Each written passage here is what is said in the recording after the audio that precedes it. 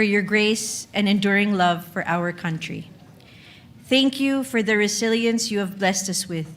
Even in the face of challenges, you see your hand of protection over our people. Lord, continue to guide us, grant us your wisdom, and teach us to serve selflessly, always putting the needs of our country above our own.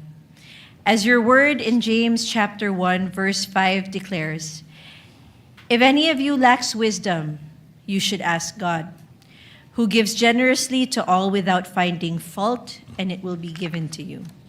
Today, we humbly ask for that wisdom. May it lead our thoughts, shape our words, and direct our actions as we deliberate on laws and policies that will define the future of our beloved country. We thank you for the privilege of public service, for the opportunity to serve our kababayans and to be instruments of change for their well-being. Remind us always that it is not a privilege for personal gain, but a sacred calling to uplift the lives of others. May we use this responsibility to bring comfort, hope, and lasting progress to our people. We pray for peace and unity in our land so that we may serve our country with one voice, compassion, and dedication. We also lift up to you our kababayans here and abroad. Keep them safe, strengthen their faith, and bless their families. Lord, we once again thank you for your endless love and grace. We entrust our country and our future in your mighty hands. In Jesus' name we pray, amen. Amen. The Secretary will please call the roll.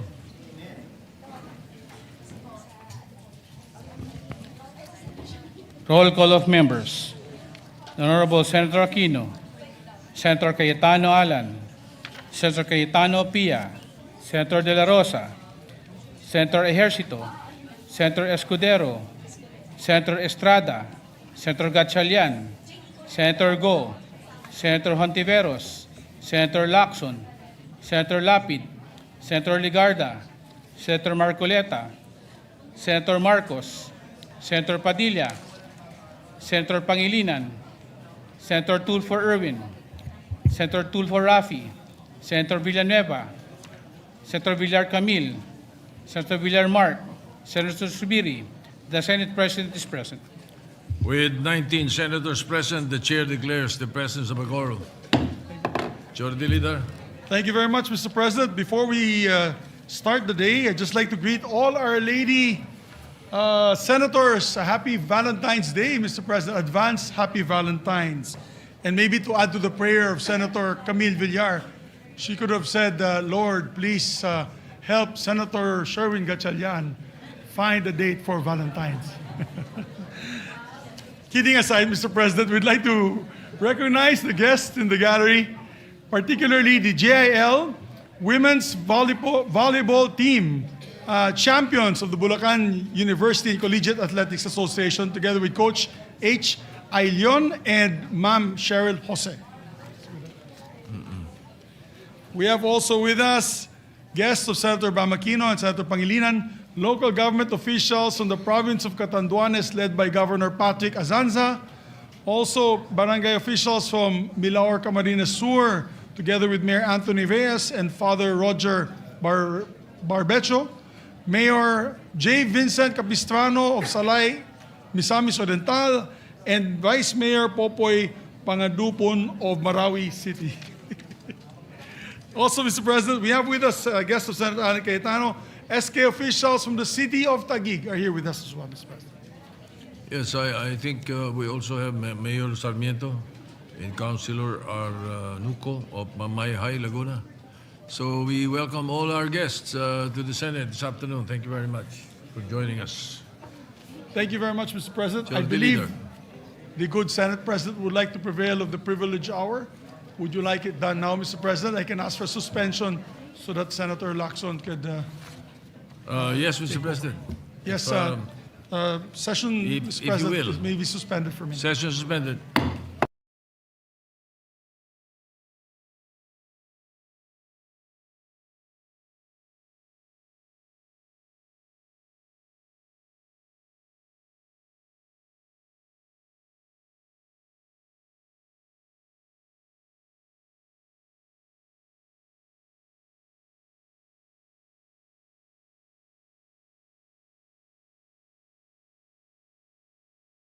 Before we recognize our distinguished Senate President, would like to also recognize an additional guest of Senator Aquino.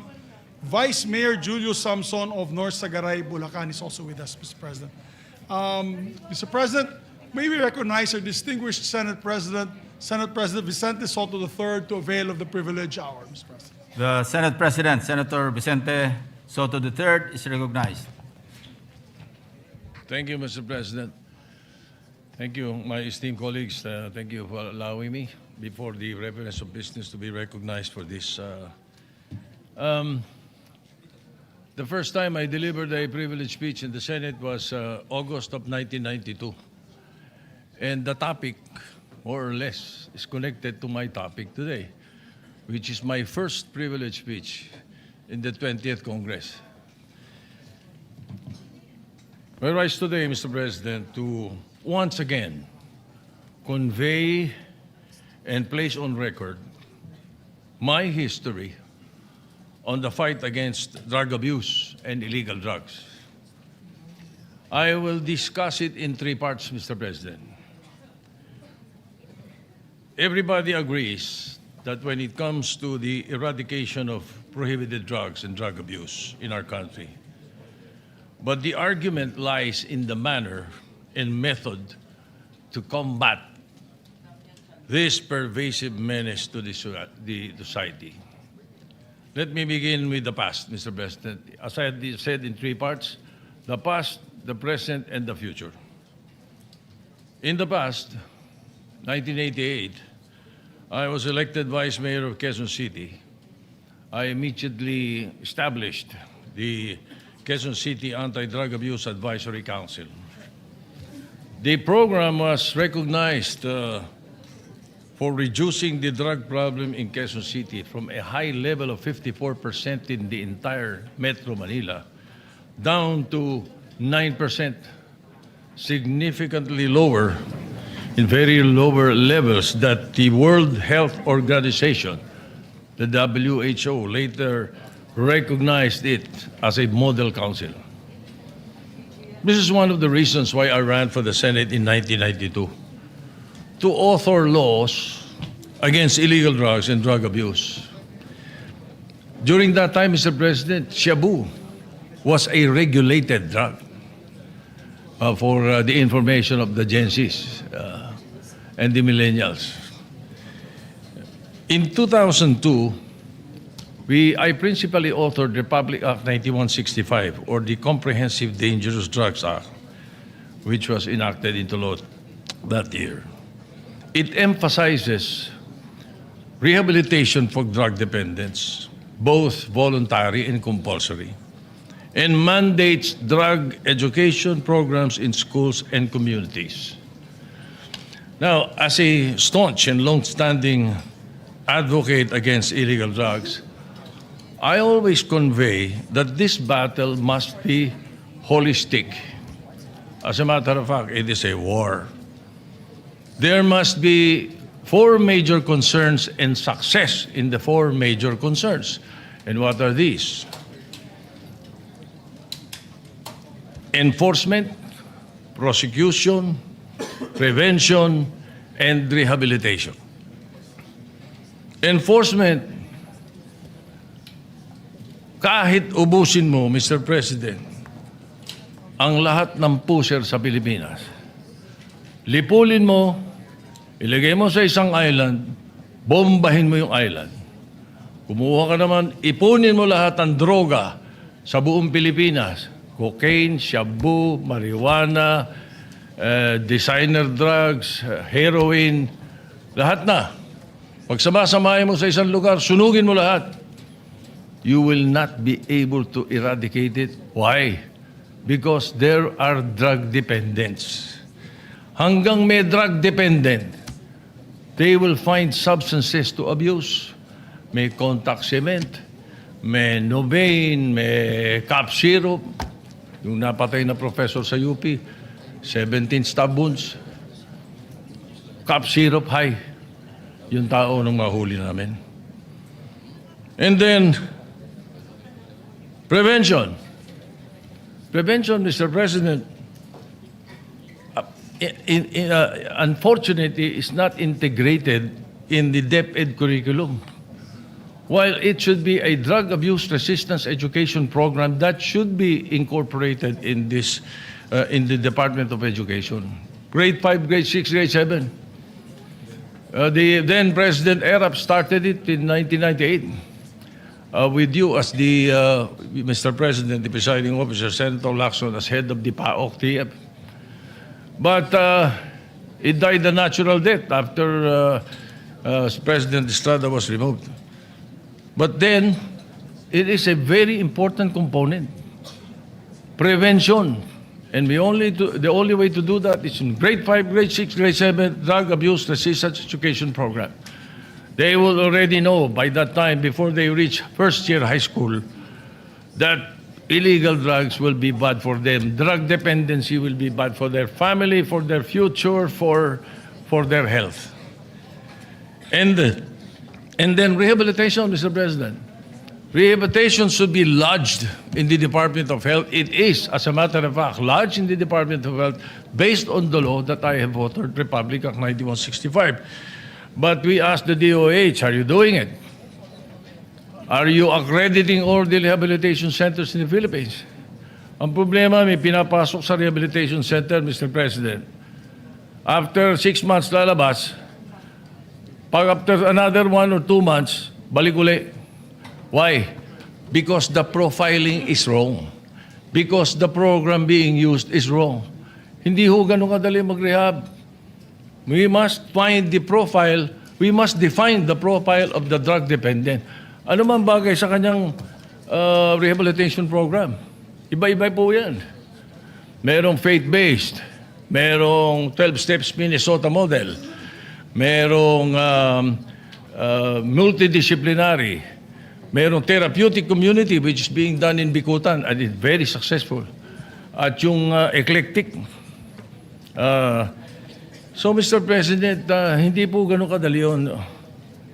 So, again, why am I saying all this? Because I want to go into the present. Eto ngayon, pinanggit ko yung prosecution.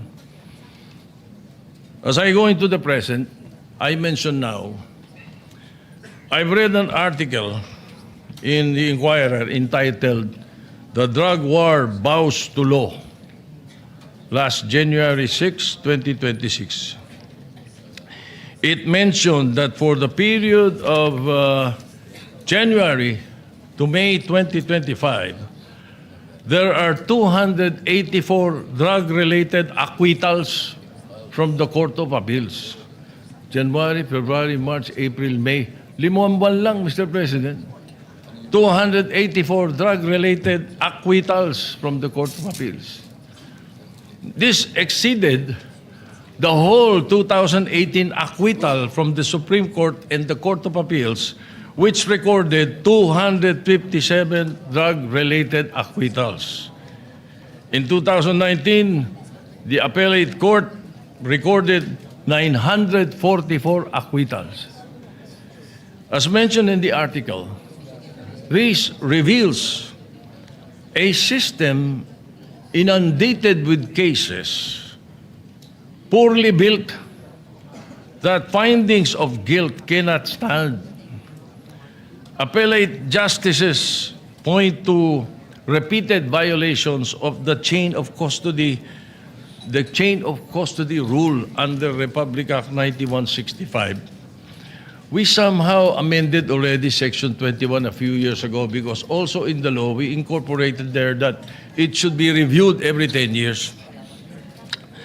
Now, Mr. President, as indicated in the budget notes of the Supreme Court for fiscal year 2026, the court posted a below-target disposition rate of 27%.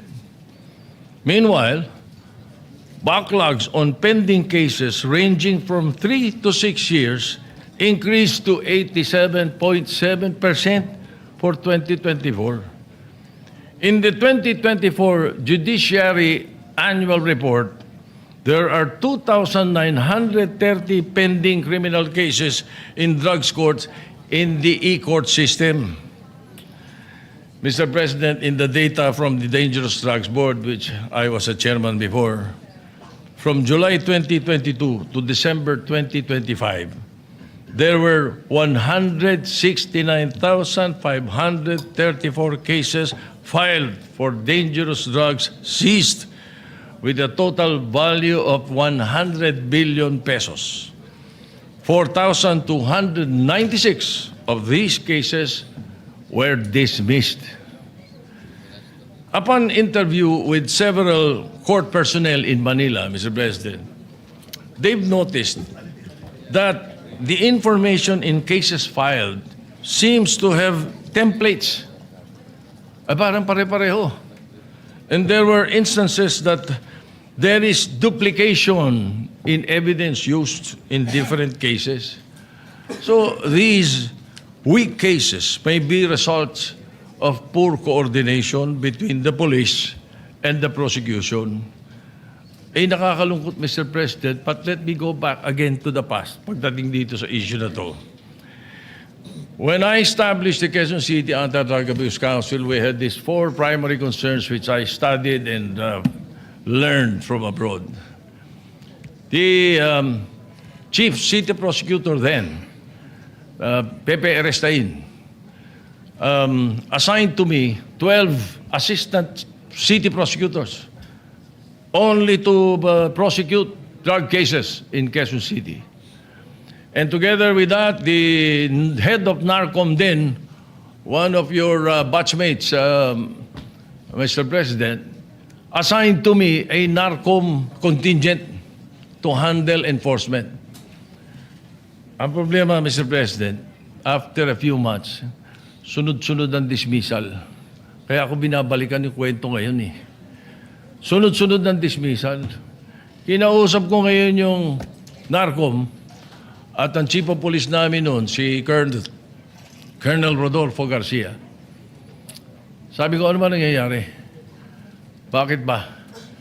And then I also talked to the prosecutors, the 12 prosecutors, city prosecutors headed by Fiscal Tomas.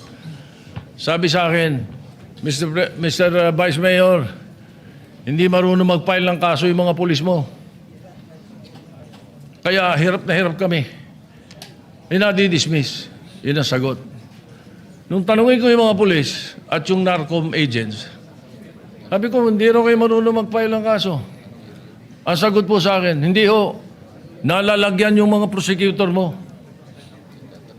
Ba, hindi ko alam kung sino paniniwala sa kanila, Mr. President. But again, I recall all this after I've seen all these dismissals in the different courts. Well, here's the beef, Mr. President.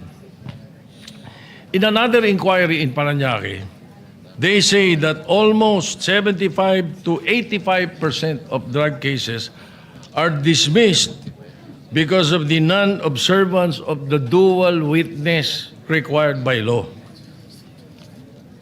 Ito na, according to enforcers, it's a challenge to have buy-bust or entrapment operations due to lack of availability of prosecutors during the buy-bust, media, or elected officials at the time or of immediately following. Yan ang sinasabi, as required by law. Indeed, yes, we placed that in the law then. It was an amendment proposed by Senator Nene Pimentel, I distinctly recall. In the case of People versus Nisperos, even 30 minutes after the enforcement is no longer considered as immediately following, thus will violate the procedure required by law.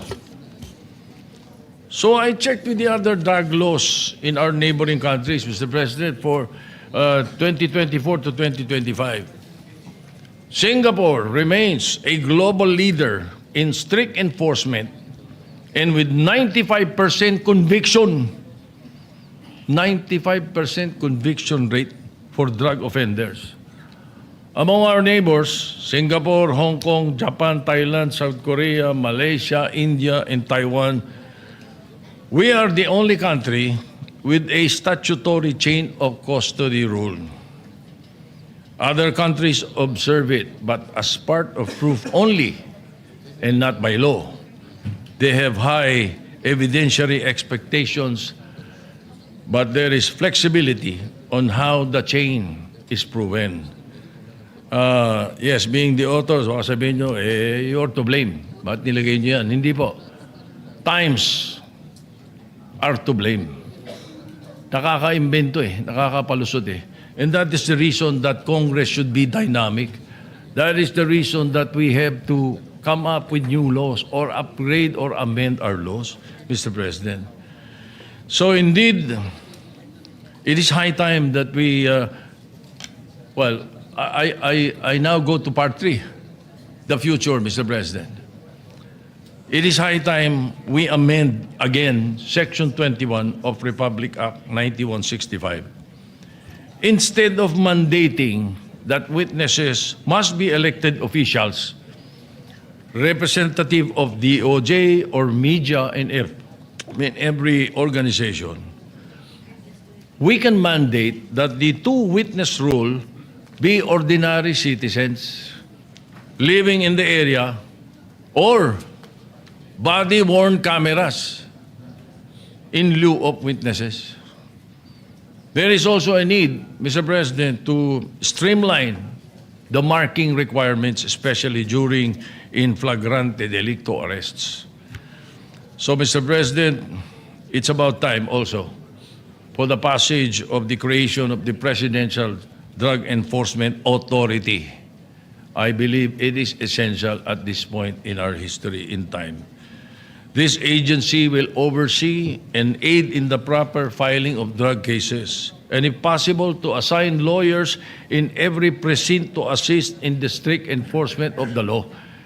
Hindi po military unit dapat ang PIDEA. It should be overseeing and monitoring all the drug enforcement units, anti-drug enforcement units. So this PIDEA, which I am proposing, aims to unify enforcement, prosecution, prevention, and rehabilitation under one roof to ensure a holistic and effective approach.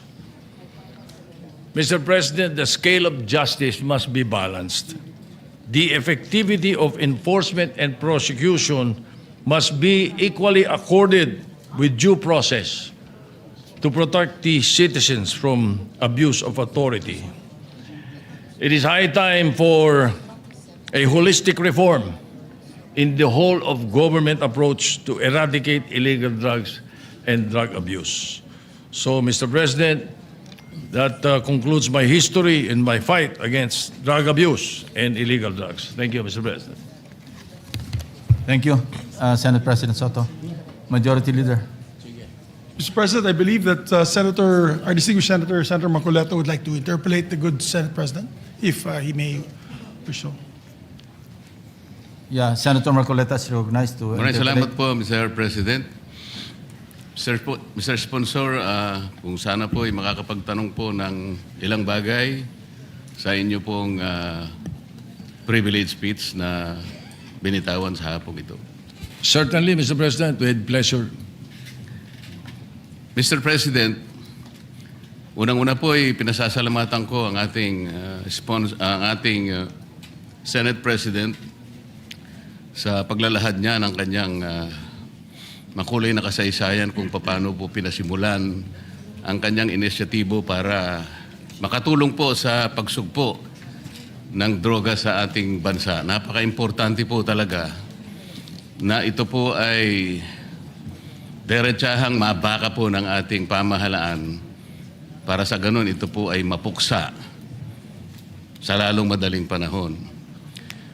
Ngunit kagaya po ng paghahalimbawa na ginawa ng ating Senate President, para pong maski po siya'y nalulungkot sapagkat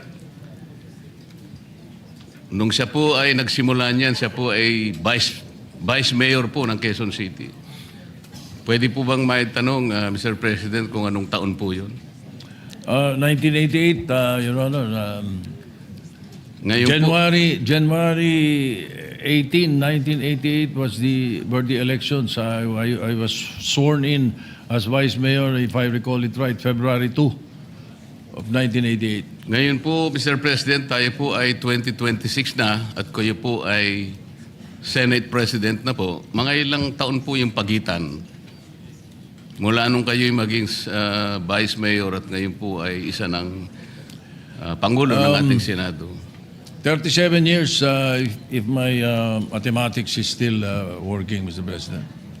So, Ginoong Pangulo, sa halos 40 taong pakikipagbaka natin sa droga, na ngayon ay nalaman nating isa pa lang ating gagalang-galang na Senate President ang nagpasimula nito. Ngunit sa kanya pong paglalahad ay may halo pong kalungkutan dahil sa kanya pong paglalarawan kanina, kahit na po hulihin natin lahat ang mga puser at ang mga gumagamit nito, at kahit sakasakali na meron po tayong magagawang kaparaanan na sila ay ilagay lahat sa isang isla. At meron po tayong karapatan at kakayahan na pasabugin ang isla na yon. Siguro po iniisip po ng ating Pangulo, Mr. President, na sa kanya pong frustration talagang, kumbisan nga po, mahalos maiisip nyo na po yun eh. Dahil siguro sa kagustuhan niyang mapuksa ka agad, bobombahin na lang niya. Pagalimbawa po natin, Mr. President, nakahanap siya ng isang napakabagsik na bomba. Talaga pong walang natirang isamang kaluluwa. Namatay po lahat, Mr. President. Pero sabi niya, hindi pa rin po sapat yun eh. Hanggat meron tayong lilitaw ng mga kababayan, sabi po niya, na dependent sa droga, mananatili pong magkakaroon tayo ng problema. Tama po ba yung aking pagkakarinig, Mr. President? Tama po yun. Bagamat pagdating po dun sa issue ng human rights, yung akin po ay theoretical lang, na kapag kahit ubusin mo lahat ng puser sa Pilipinas, in a way, kung ika ngay may mong pasabugin sa isang lugar at mawala sila lahat, theoretical lang naman yun. Alam ko po yun, Mr. Ika nga ganun pa rin, magkakaroon pa rin ng hahanap pa rin po sila kung meron kang drug dependent. Kaya nga ho, ang totoo po niyan, kapag nasawata natin ang drug dependency, ang bigat nga, mas mabigat sa akin yung prevention and rehabilitation kaysa sa enforcement and prosecution kung tutuusin. Sapagkat kapag napigil mo lahat ang drug dependent sa Pilipinas, yung mga bagong 13 years old hindi na magdodroga at yung mga dating drug dependent na inahirehab mo, wala nang bibili. Mr. President, I have said this before, the day we stop buying is the day they stop selling. Wala na magbebenta, Mr. President, dahil walang bibili. Like, for example, in this case, dito sa ating ngayon, maglagay ka na isang tambak na cocaine dyan. Kung walang drug dependent dito, walang hihipo nun. Basura yun, Mr. President. That is what I mean. Thank you. Salamat po sa inyong pagpapaliwanag. Yun din po ang pagkakaintindi ko, Mr. President. Kahit na theoretically magagawa po natin yun, ay talaga po palang mahihirapan din tayo. Ito po paglararawan na lang na nakaya nating gawin. Kunwari, totoong lahat na nagawa po natin yun. Mananatili pong maharap po tayo sa problema dahil may babangon po pang mga iba pang mga drug dependents na ang pinagmumulan po nito ay marami pong mga problema sa buhay. Iba't iba pong kalagayan sa buhay. Halimbawa po, Mr. President, sa napakahirap pong kalagayan ng napakarami nating mamamayan ngayon, yung kanilang pong pagkain lang, Mr. President. Ngayon po, halos na doble na po ang presyo ng mga bilihin ngayon. Isama po nyo yung gamot, yung lahat po ng pangangailangan para mabuhay ka lang ng disente. Kaya kung minsan po nagagawa na ng mga tao para malimutan lang ang problema na kanilang kinakaharap sa araw-araw. Lalo pa nga, isama mo po ang kanilang mga anak. Kaya po sila nakakahanap ng paraan para malimutan siguro yung problema. So, kung hindi po natin maayos ang problema nating pang-ekonomiko, socio-economic problems, yun po talaga ang kausa. Yan po yung pinagmumulan ng problema kung bakit lumalala at lalong nagiging mahirap para bakahin natin ang problema ng droga. Sa makatwid, Mr. President, hindi lamang po yung actual na paghuli sa mga gumagamit ng droga, i-reinforce natin ang mga batas, i-prosecute natin, i-rehabilitate. Kinakailangan po nating puntahan yung pinagmumulan muna ng problema kung bakit nagkakaroon ng mga taong sapilitang gumagamit ng droga. Sa makatwid, lalong mas malaki po yung problema ang kinakaharap natin. Hanggat hindi po natin na isasaayos ang napakaraming problemang bumabalot sa ating bansa, mananatili po na magkakaroon at lalo pa pong magkakaroon at dadami pa ang mga taong maghahanap ng pansamantalang pagtatakip ng kanilang problema. Yan nga ay sa pamamagitan ng paggamit ng droga. Tama po ba ang aking assumption, Mr. President? Yes, Mr. President, maraming salamat po. Maganda yung napunto ninyo sapagkat you are absolutely right. But hayaan niyo pong dagdagan ko. Ano? At hindi lang yung ikang escape ang pinag-uusapan dito. As a matter of fact, thank you for reminding me because if I am asked, may mga drug dependent hanggang ngayon, drug dependent pa rin kahit ubos na droga. Ano ba problema? Ayan ang tatanong. Ano ba ang pinagsisimulan niyan? Mr. President, I have used an acronym, PEACE, P-E-A-C-E, to describe it. And that encompasses and includes what the distinguished gentleman from Tarlac said, Senator Marcoleta. Tama po yun. Because P stands for peer pressure. Yan po isa sa mga dahilan. Sa eskwela, sa barkadahan, naku, pag hindi ka sumubok, ganito. Isa po yun. Yung E sa peace stands for escape. Yun mismo yung sinasabi ninyo. At yun ang isa sa mga dahilan. Parang escape po yan. Nakala nila, makakatakas sila sa problema nila, makakatakas sila sa kahirapan nila, sa pamamagitan nito. Mali po. Lalong nadodoble ang problema nila. Yung A naman sa peace stands for availability. Napakalaki hong negosyo nito. Ito po, bilyon-bilyones na dolyares na negosyo ito. That's why these people, these drug lords, these drug pushers, especially high-level drug traffickers, will make it available in your streets, in your homes, in your schools, everywhere. They will make it available. At kukumbinsin kayo na sububok at malulung dito sapagkat negosyo po ito. It's a $1 trillion industry in the world. Yun naman pong C sa peace is curiosity. At yun ang pwede nating iwasan doon sa sinasabi kong prevention sa Drug Abuse Resistance Education Program ng mga kabataan. Curiosity po ang simula nung iba. At yun namang E sa peace is emptiness. Kapag walang pagmamahal, pag walang Panginoon sa puso mo, Panginoon, pag walang ang Diyos sa puso mo, iyon na tinatawag nga na emptiness, malamang malulung ka sa ipinagbabawal na gamot. Yun po ang isa sa mga binabanggit ko lagi. Kaya po, salamat at nabanggit nyo yung mga dahilan na yan. At yan hindi madaling harapin, hindi madaling solusyonan. As a matter of fact, it has to be an ongoing fight. It is a war. And I always say, Mr. President, in this war, the best fighting unit against illegal drugs is the family. Kaya po, paulit-ulit ko pong sinasabi po yan. Salamat po. Salamat din po sa karagdagang paliwanag, Mr. President. Talagang yung P, pressure po talaga. Pressurado siya araw-araw. Walang makain ng anak niya. Walang magamit sa napakarami pong pangangailangan sa buhay. Litong-lito po siya. Talagang pressure po yun.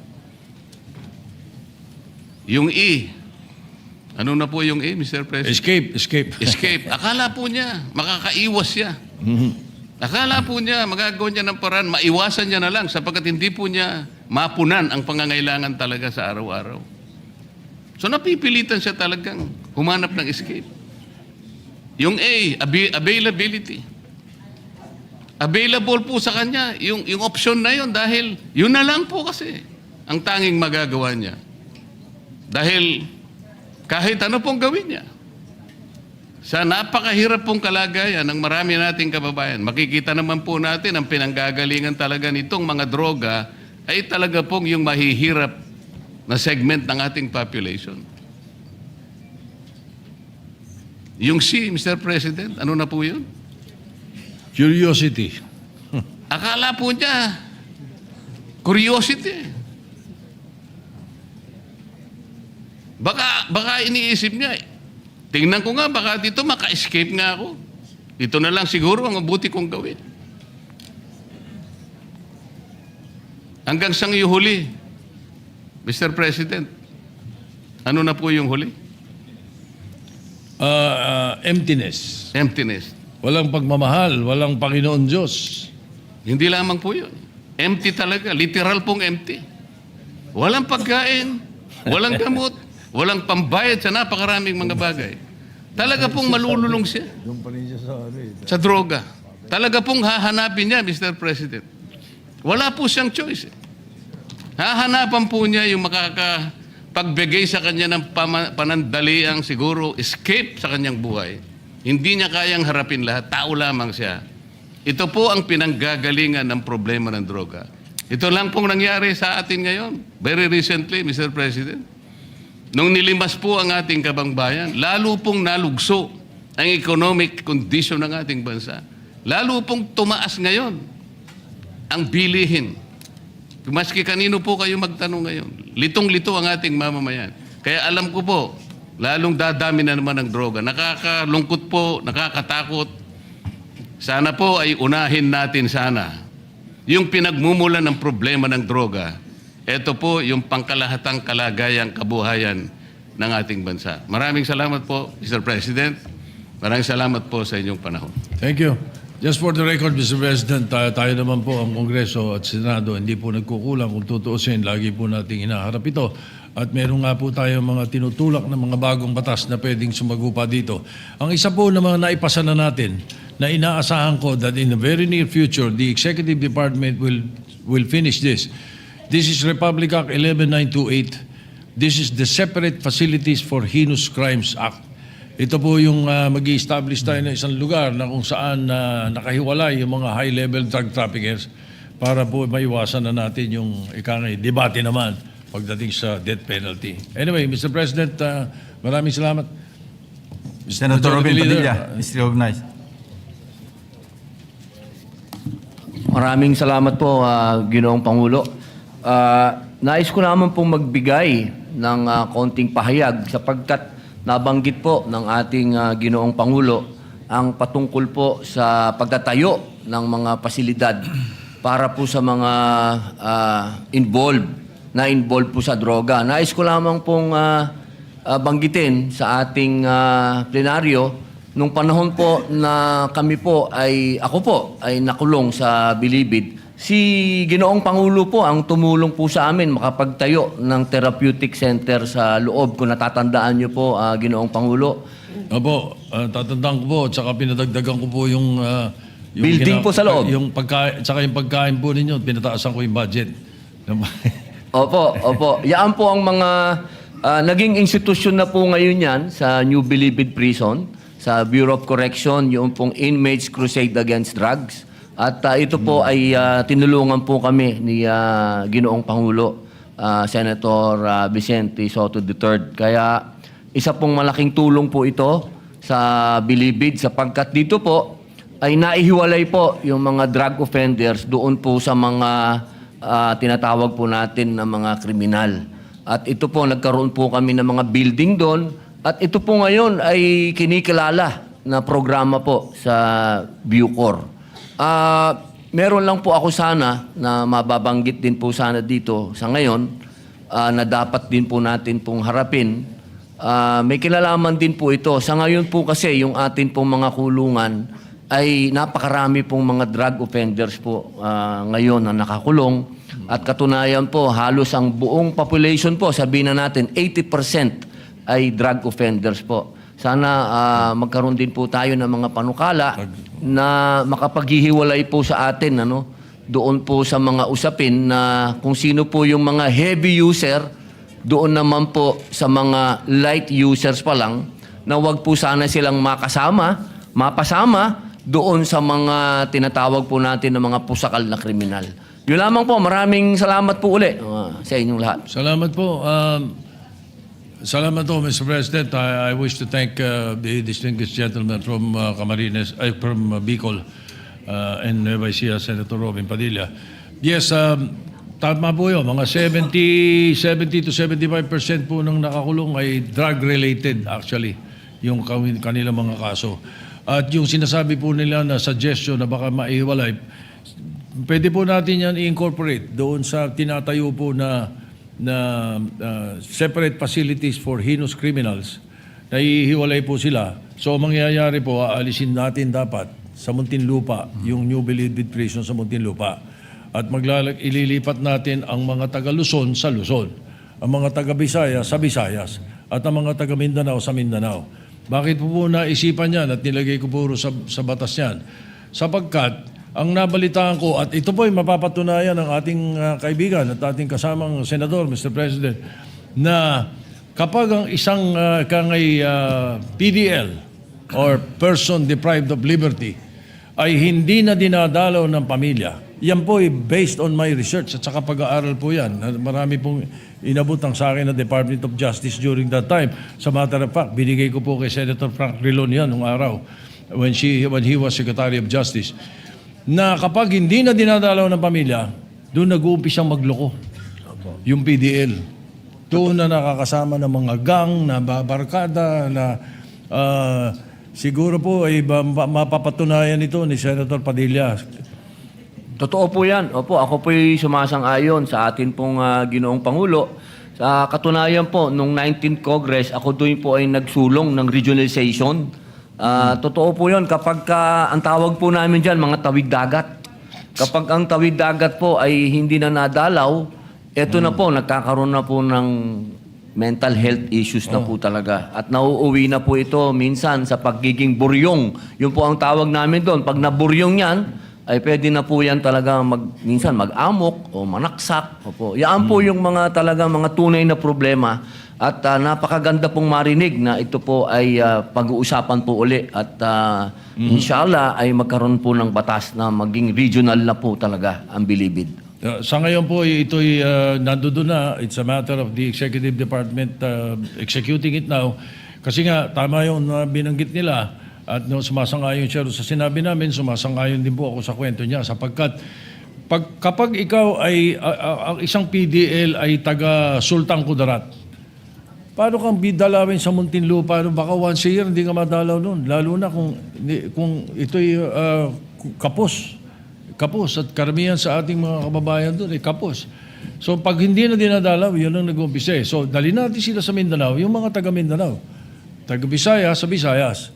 At yung mga taga Luzon sa Luzon. Ang mangyayari po niyan, at sineperate po natin yung mga loko, yung mga heinous criminals, sineperate natin yan. Yung Muntinlupa po, 324 hectares, tama ba? 324 hectares po yun. Ang laki pong ginhawa sa gobyerno to. Kung ito'y gagawin na lang natin, imbis na NBP, gagawin natin itong yung university belt. University belt. Marami pong magtatayo ng mga eskwela at university ron.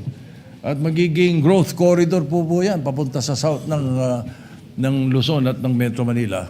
Malaking bagay po yun at I hope maumpisa na po yan. Ang alam ko, when Secretary Remulla was DOJ Secretary, they started already the groundbreaking for that. So sana po matuloy. At salamat sa inyong pagsuporta at pagtangkilik, Your Honor. Apo, maraming salamat po, Ginoong Pangulo. Meron lang po akong idadagdag, konti lang po doon. Nakapag-usapan din po namin ito. Totoo po yun ni Secretary Remulla nung siya po ang DOJ.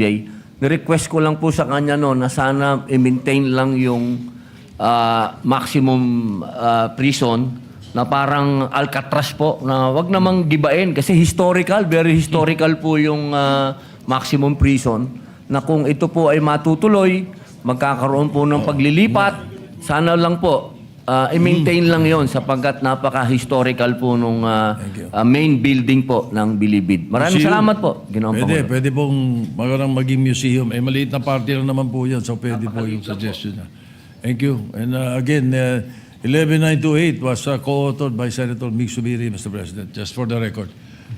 Senator Joel Villanueva is recognized. Mr. Yes. President, just very short, Mr. President, manifestation, and if I may just raise one question to our dear Senate President. First of all, at the onset, may I just put into the records of this August Chamber my sincerest thanks and gratitude and support to the privileged speech given by our Senate President. Just one thing that I'd like to raise that touched my heart is when the Senate President made mention not only about all this, the pressure, peer pressure, escape, availability, curiosity, and the last one was mentioned, yung emptiness, Mr. President. And emptiness stems from the fact that a person has no course or hope anymore to live and fight another day. And that's why dun po sila pumupunta. And binanggit po ng ating Ginoong Pangulo na napakahalaga ng pananampalataya, napakahalaga ng relationship sa Diyos, napakahalaga ng mayroon kang pinupuntahan at nakakausap through prayers, Mr. President.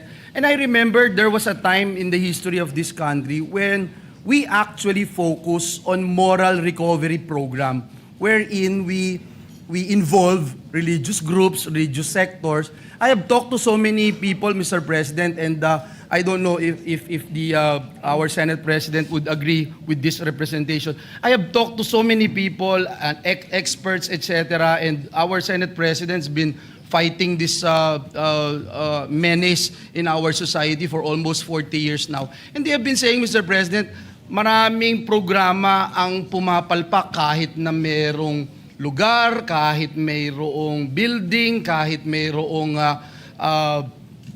programa, etc. Pero kung wala po yung moral aspect, yung pong paggabay, pastor man ito, pari man ito, imam man ito, Mr. President, pag bigay ng importansya sa relasyon niya, sa kanyang Diyos, sa kanyang tagapagligtas, then it is impossible really to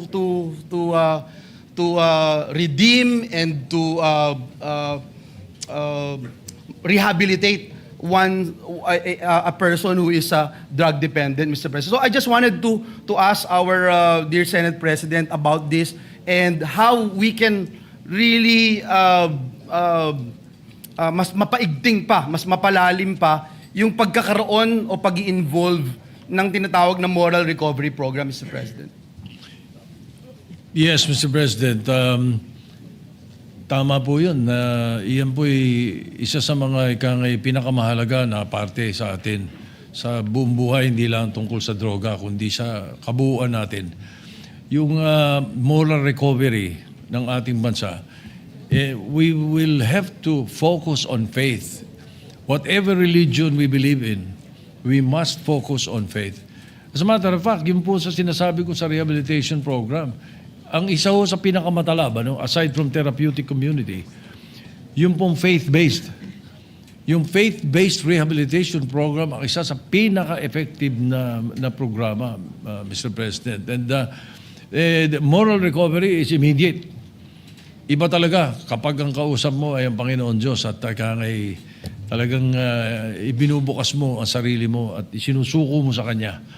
Malaking bagay po ang nangyayari at marahil we can think of a way of how we can incorporate it in the authority that I am proposing, the Presidential Drug Enforcement Authority.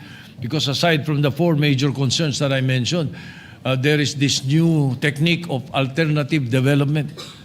And perhaps after alternative development that we can use, we can also infuse moral recovery. Mas madali hong mako-convert yung mga drug dependent kung magkakaroon ng moral recovery program and faith-based as much as possible. Yes, Mr. President. Thank you. sir. Thank you, Mr. President. I will fully support that. And thank you, Mr. President, for that very clear answer, Mr. President, especially based on experience by our Senate President. Importante ho na talagang isa-puso, masaisip, at talagang maintindihang mabuti ng isang mamamayan na ang kanyang buhay ay mahalaga at merong patutunguhan ang kanyang buhay kung meron siyang pagkilala at pananampalataya sa pinananaligan niya na Diyos. Maraming salamat, Ginoong Pangulo. Thank you, Mr. President. Salamat din po. Salamat po, Mr. President. you. Thank you. Majority Leader. Thank you very much. Thank you very much, our dear Senate President, for his privileged speech. Mr. President, I move that we refer to the Committee on Public Order and Dangerous Drugs the privileged speech of the distinguished Senate President together with all the manifestations and interpellations done after. Mr. President, Senate President, may Yes, we Mr. please ask the Majority Leader to include also the Committee on Justice? Oh, yes, Mr. President, a secondary committee, Committee on Justice. So referred. Is there an objection? Hearing none, so referred. Thank you very much, Mr. President. Mr. President, I move that we take up proposed Senate Resolution number 297. I so move, Mr. President. Is there an objection? Hearing none. Asa na yun? 297, Mr. President. Resolution 297. Senate Resolution 1794. Or maybe before that, Mr. President, I move to withdraw that motion and proceed with the reference of business, Mr. President, so that we can put that clearly on the record. Mr. President, I move for the reference of business yeah. and withdraw the previous motion. Reference muna. Doon ako nakatingin eh.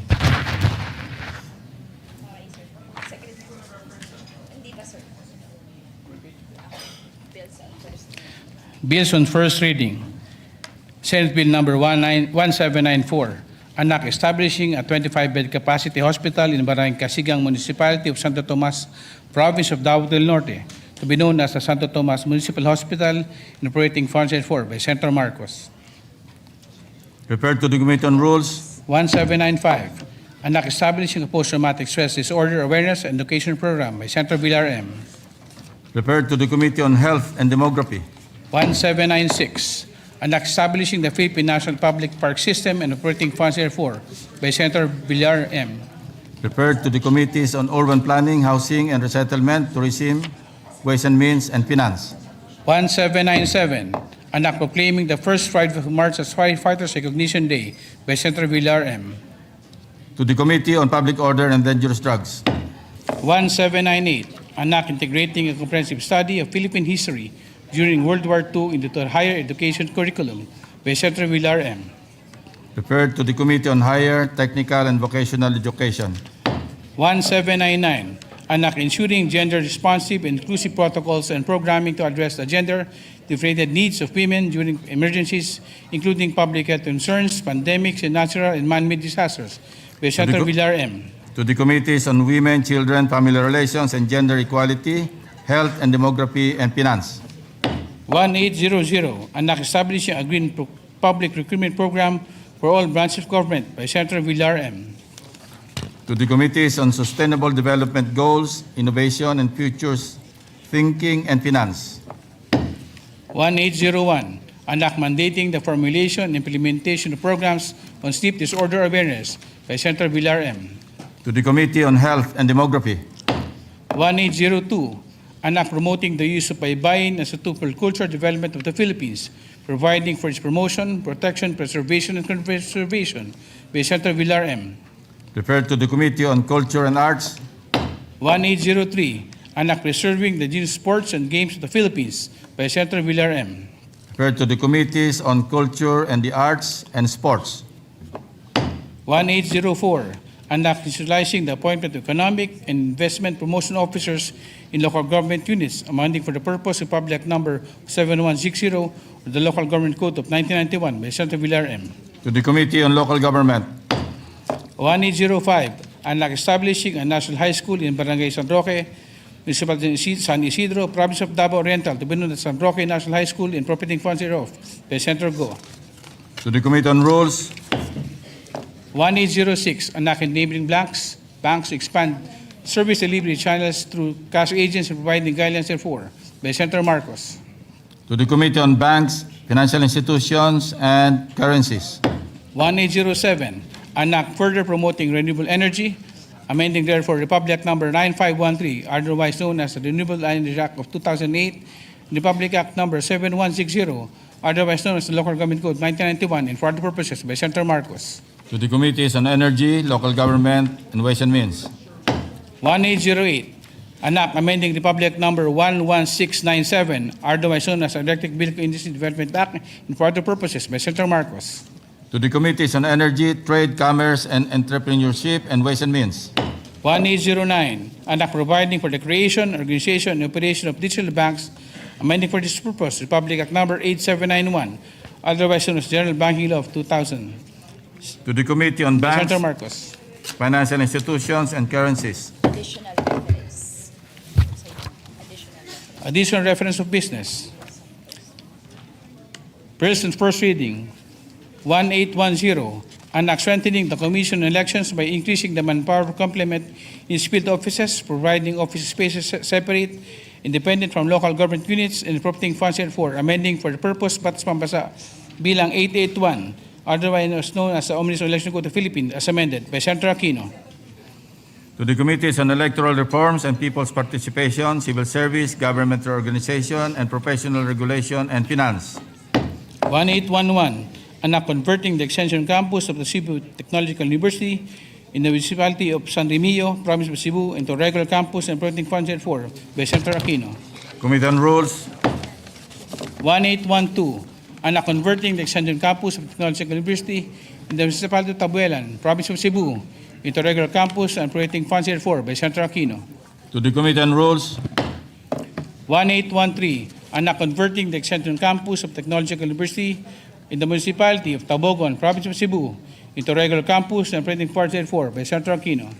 to the Committee on Rules, 1814, an act converting the extension campus of the Cebu Technological University, Dan Bantayan, in the municipality of Bantayan, Bantayan Island, province of Cebu, into independent regular campus and operating funds therefore by Senator Aquino. to the Committee on Rules, 1815, an act creating the Department of Education, Northern Iloilo Division, and operating funds therefore by Senator Aquino. to the Committees on Basic Education, Civil Service, and Government Organization, and Professional Regulation and Finance, 1816, an act providing for institutional, structural, and systemic defense reforms in further purposes by Senator Ligarda. referred to the Committees on National Defense and Security, Peace, Unification, and Reconciliation, and Finance, 1817, an act implementing a lifeline rate for internet services, amending for its purpose Section 17 of Public Act Number 7925, otherwise known as the Public Telecommunications Policy Act of the Philippines by Senator Marcos. to the Committees on Public Services and Finance, 1820, an act establishing a comprehensive integrated and sustainable orientation program for overseas Filipino workers by Senator Villanueva. to the Committees on Migrant Workers and Finance, 1821, an act promoting the adoption of digital payments for financial transactions of the government and all merchants by Senator Villanueva.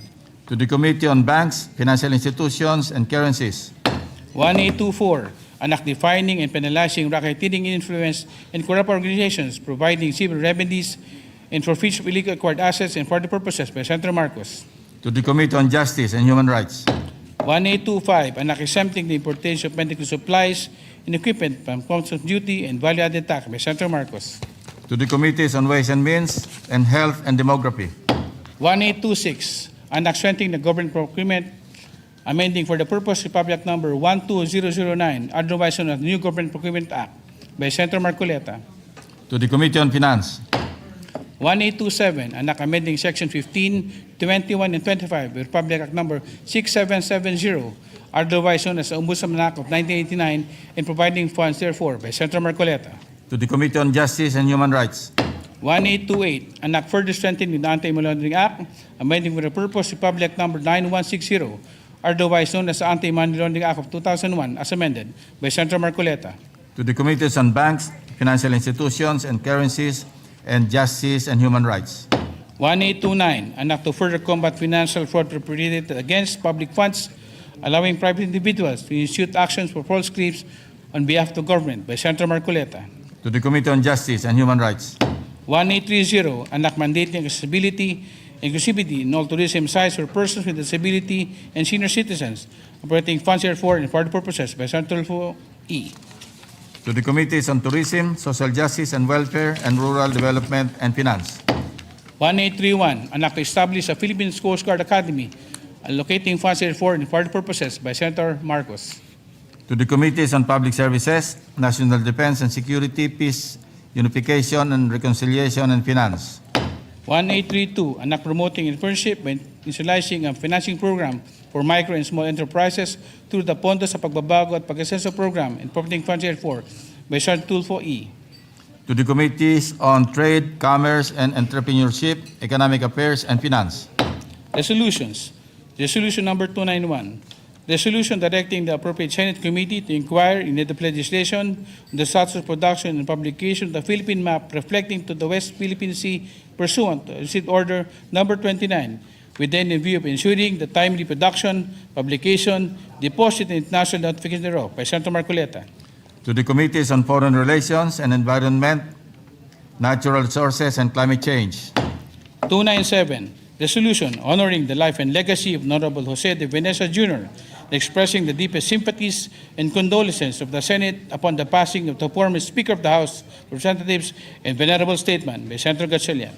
to the Committee on Rules, Majority Leader. Thank you very much, Mr. President. Mr. President, I move that we consider proposed Senate Resolution number 297. Mr. President. Senate, yes, Proposed Senate Resolution 297. Consideration is in order. Thank you very much, Mr. President. May we ask the Secretary to read the title of the measure? The Secretary is directed to read the title of the measure. Resolution honoring the life and legacy of Honorable Jose de Venecia Jr., expressing deepest sympathies and condolences with the Senate upon the passing of the former Speaker of the House of Representatives and venerable statesman. Mr. President, I move that we recognize the distinguished sponsor, principal sponsor of the measure, Senator Sherwin Gatchalian. To sponsor the measure, Senator Sherwin Gatchalian is recognized. Thank you, Mr. President. Thank you, Majority Leader. Mr. President, distinguished colleagues, today we mourn the passing of a titan of Philippine politics, the longest-serving Speaker of the House of Representatives in the post-war era, Jose de Venecia Jr. It is my privilege to sponsor a resolution honoring the life of this great man and expressing the deepest condolences of the Senate on the occasion of his passing.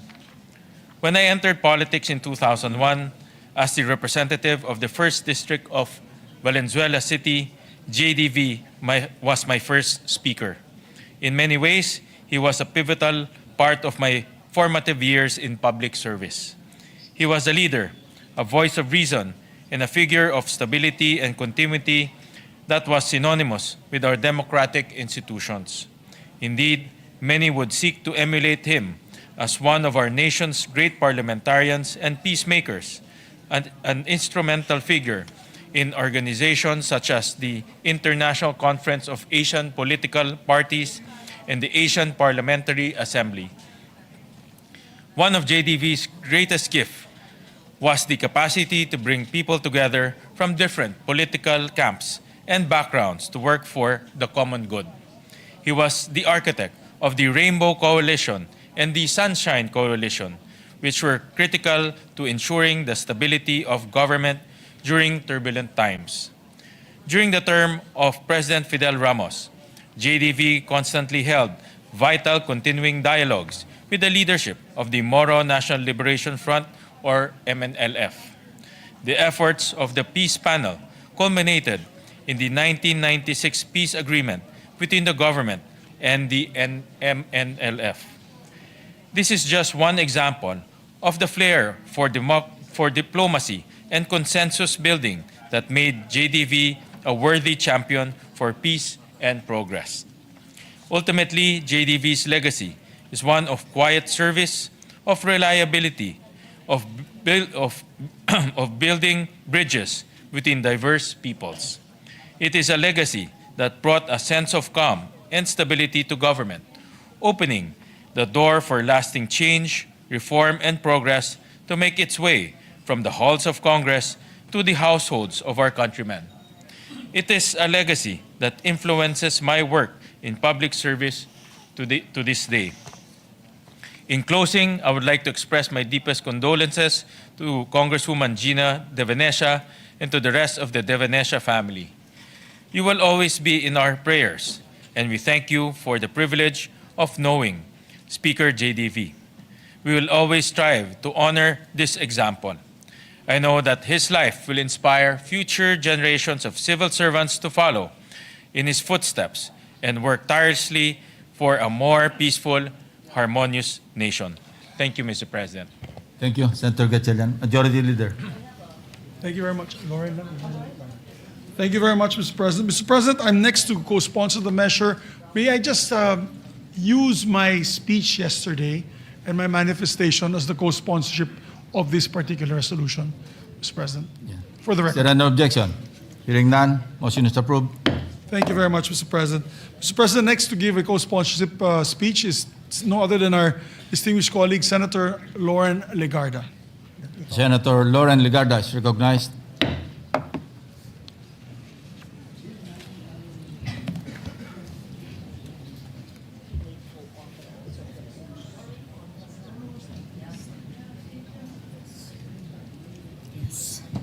Thank you, Mr. President. Parang kailan lang tayo ay nagbigay ng pahayag sa Senate resolution, maybe a year ago, when he was here. He was very much alive then. I'm glad we did so. I think it was Senate President Cheese Escudero at the time. Yes, so I'm glad that we did that.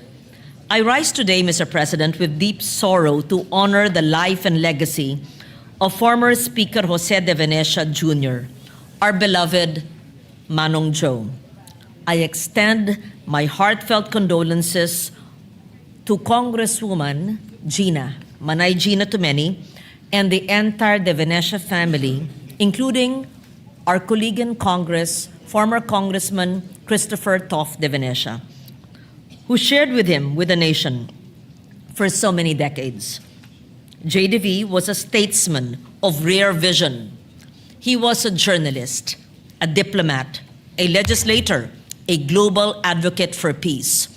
He was the longest-serving Speaker of the House of Representatives, and under his leadership, the House became a forum for bold ideas and national renewal. He believed in dialogue, in coalition building. Anong tawag nun? Rainbow coalition. Similar to what Majority Leader Migs Zubiri espouses, and in the power of consensus. His initiatives for peace, from Mindanao to the Middle East, reflected his conviction that the Philippines must always be a bridge for understanding. But beyond the titles and the accomplishments, I remember the personal kindness of Manong Joe. In 1997 and early 1998, yan, ang bata pa natin noon. When I first became a senator, still learning to navigate the world of politics, he believed in me. Hindi po ako siguro tatayo bilang senador dito ng pang-apat na termino kung hindi po niya ako pinili kasama ni Manay Gina at kasama si then President Ramos na masama sa kanilang lakas slate. In fact, nagtanggal pa po sila ng mga kabinete nila sa lakas para ma-accommodate po sa 12-man slate ang babaeng batang journalist at the time. He encouraged me to take the risk and quietly stood by me. I would not be here today if he had not given me that trust. What I will remember most are his simple words of encouragement his genuine guidance, the way he made you feel that your work and your voice mattered. He was not one to impose, rather, he guided with gentle persuasion. I remember during the campaign, he would talk about globalization in 1998, when the crowds were rowdy and clapping, and he would talk about his vision for the Philippines and for the world as early as then, and perhaps the people were uncomfortable with such discourse in a campaign rally. But I recall conversations with him on the plane when we would take the flight together. As a neophyte in politics, he would handpick me to join him in some meetings and in rallies where the other more veteran re-electionist senators could not make it. Kasama ko po nun si Bobby Barbers, kasama ko po nun si Tito Gingona, kasama ko po nun si Rene Cayetano. Kasama ko nun si Nani Perez, kasama ko rin nun, was it Nina Rasul? Yes. No, not Jovi Salonga, Mr. Senator Villanueva. So, I would be reminded that politics is not about power for its own sake, but about service and the responsibility to uplift lives. He believed that leadership was measured not by titles, but by the ability to inspire others to act with courage and conviction. His legacy will live on in the leaders he inspired, the policies he championed, the countless lives touched by his vision of the Philippines that is strong, respected, and at peace. And even beyond his terms as speaker, he would attend global fora and speak about peace, sustainable development, and he enjoyed how, as a young senator, I tried to espouse climate resilience when nobody else quite understood what it meant in 1998. He would call me, Iha, alika, paliwanag mo sa akin ito. Naintindihan ka ba? Ikaw ba ay nagsasalita tungkol dito? And we would talk about it. Whether it would be in Asian and ASEAN forum, or even Middle East meetings, or even in the European Union and in the IPU. Thank you, Manong, for the trust, the guidance, the friendship that I will forever honor. Your example will continue to light our path, and your memory will remain a source of strength for all who believe in the power of service and the promise of our nation. And on a more personal note, Gina, who is a dear Manay, like a sister to me, asked me to say goodbye to Manong Joe in his last hours. I videotaped a short message on my phone and sent it to Manay Gina on the morning when he passed away. Sabi ni Gina, pagkatapos daw nakita yung video ko, Joe, nag-goodbye si Loren. 10 minutes after, he passed away. And Gina, even this morning, told you he loved you so much and believed so much in you. And that to me is really tugs at the heart and is much appreciated. For such a great man, a global Filipino, who was sometimes misunderstood and way ahead of his time in the 80s and the 90s. He also was the first, maybe, OFW who opened the doors for overseas Filipinos as well. There's so much that can be said about a great mind and a great man, and often quite misunderstood. Rest in peace, Manong Joe. We love you. Thank you, Senator Ligarda. Majority Leader. Thank you very much, Mr. President. Before I recognize your distinguished colleague, Senator Joel Villanueva, I take assurance that he's now with his daughter, Casey de Venecia, who he was very fond of. And when she passed away at a very young age, when their house burned down, he never stopped thinking about her. So I'm happy to take note that at least, hopefully, they're together in heaven, Mr. President, enjoying their life together that they missed out because of the early death of his daughter. Mr. President, I'd like to recognize our distinguished colleague, no other than Senator Joel Villanueva, to also co-sponsor the measure. Senator Villanueva is recognized. Thank you, Mr. President. Thank you, our dear Majority Leader. Mr. President, dear colleagues, we join all the members of this August Chamber in celebrating the life and legacy of the esteemed Jose de Venecia Jr., former Speaker of the House of Representatives, a pillar of Philippine lawmaking, and a statesman whose imprint on our republic will endure for generations. We extend our deepest condolences to Manay, Tita Gina, Congresswoman Gina, Congressman Toff, and the entire family of Tito Joe. Let me first pay tribute to the great JDV for his many accomplishments. He served as House Speaker from 1992 to 1998, and again 2001 to 2008. The very first, Mr. President, to hold the speakership 5 times in separate terms. Among the landmark measures he authored are the Build, Operate, Transfer Law, widely known as the JDV Law, the Basis Conversion and Development Act, the New Central Bank Act, the Low-Cost Housing Law, the Migrant Workers and Overseas Filipino Act of 1995. His advocacy, Mr. President, for migrant workers would later inspire this representation in crafting the Department of Migrant Workers Act. His legislative record alone would secure his place in history. But Speaker Joe de Venecia gave far more than laws. He gave leadership. Hence, I rise today, Mr. President, not only as a former member of the House of Reps, but as a grateful colleague who had the honor of working alongside him during his speakership from 2001 to 2008, a defining chapter in the life of our legislature and our country. Those years were not easy. Our nation faced political transition, economic uncertainty, and profound questions about governance. At Ginoong Pangulo, sa gitna po ng mga hamong ito, si Speaker Joe de Venecia stood as a steady and principled leader. Ipinakita po niya sa atin na ang tunay na pamumuno ay hindi po nasusukat sa kapangyarihan. Kung hindi po sa kakayahan niyang makinig, umunawa, at magbuklod. As Speaker, he understood that authority in a democracy is built not on command, but on consensus. He listened carefully, respected dissent, and believed deeply in the power of dialogue. Sa mahahabang caucus at mainit na mga debate sa plenaryo, tinitiyak ni JDB na meron pong puwang ang bawat tinig at pananaw.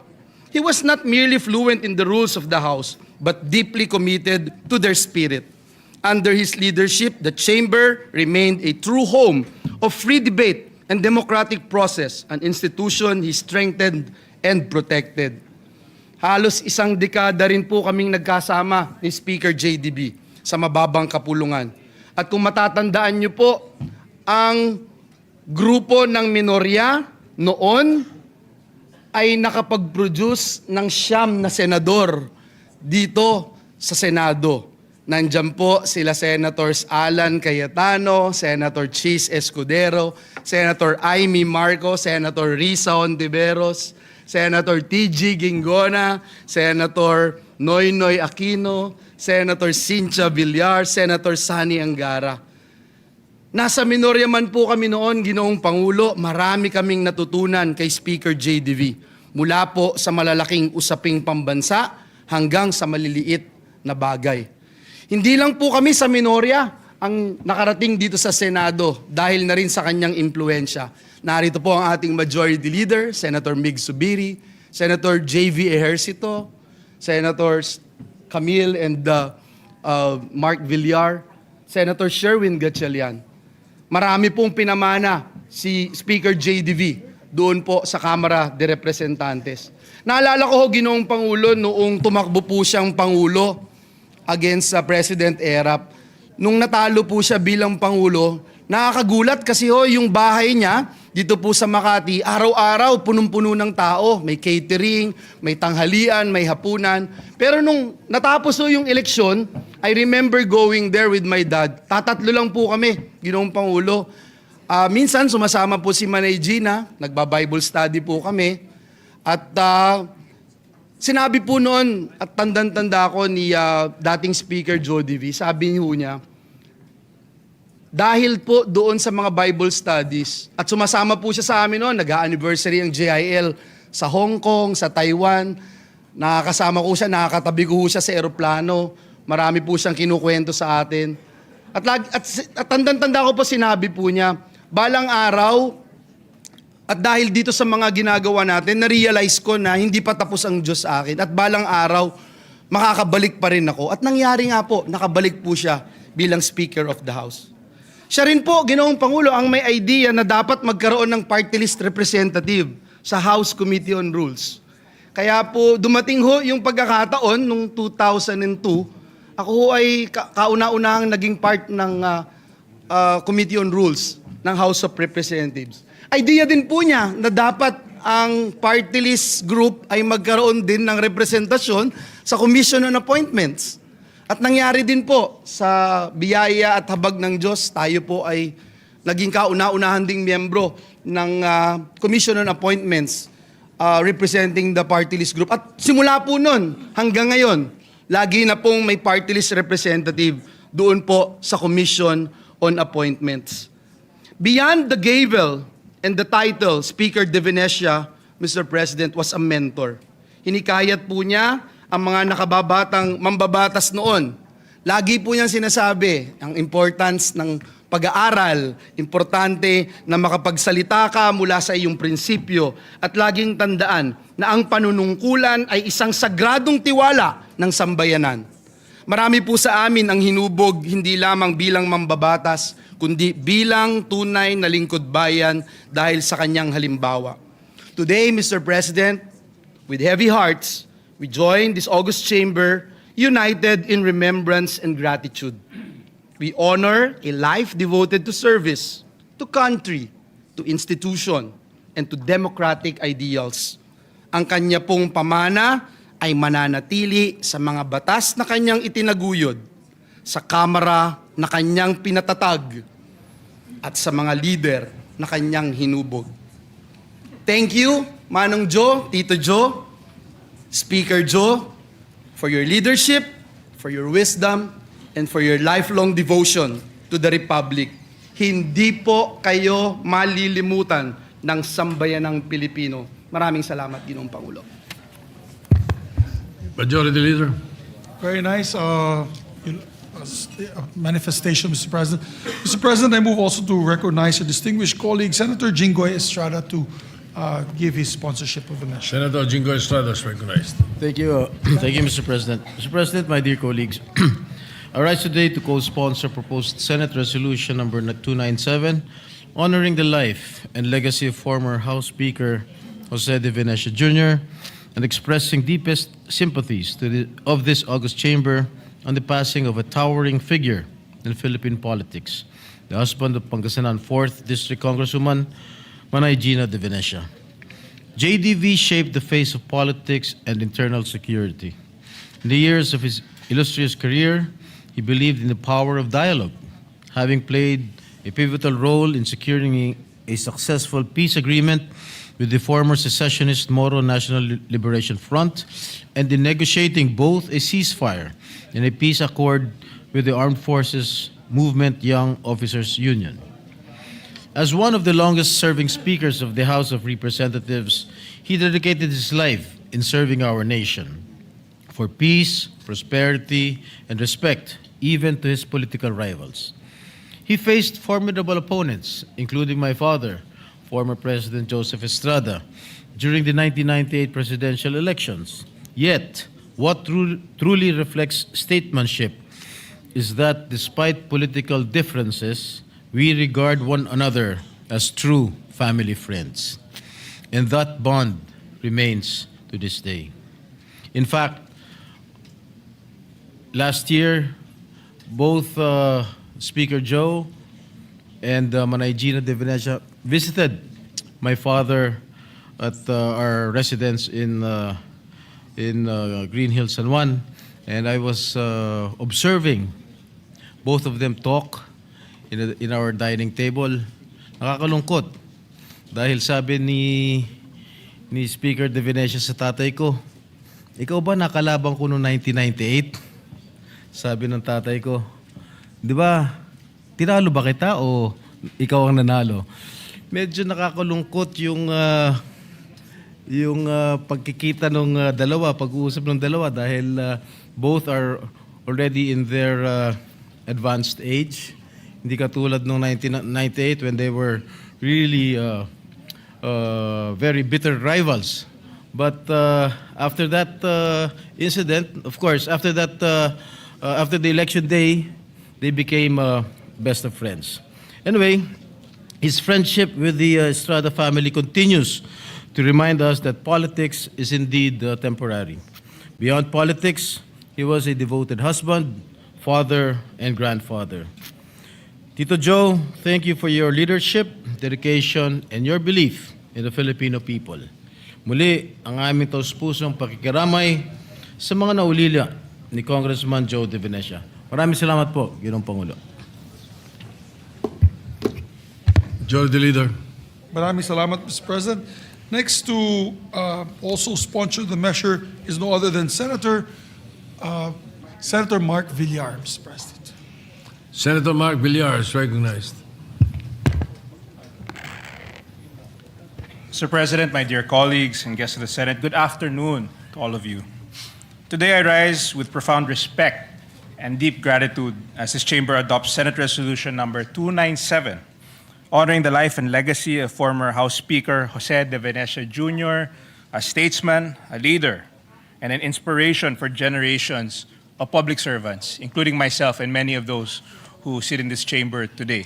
But for me, of course, I call him Tito Joe.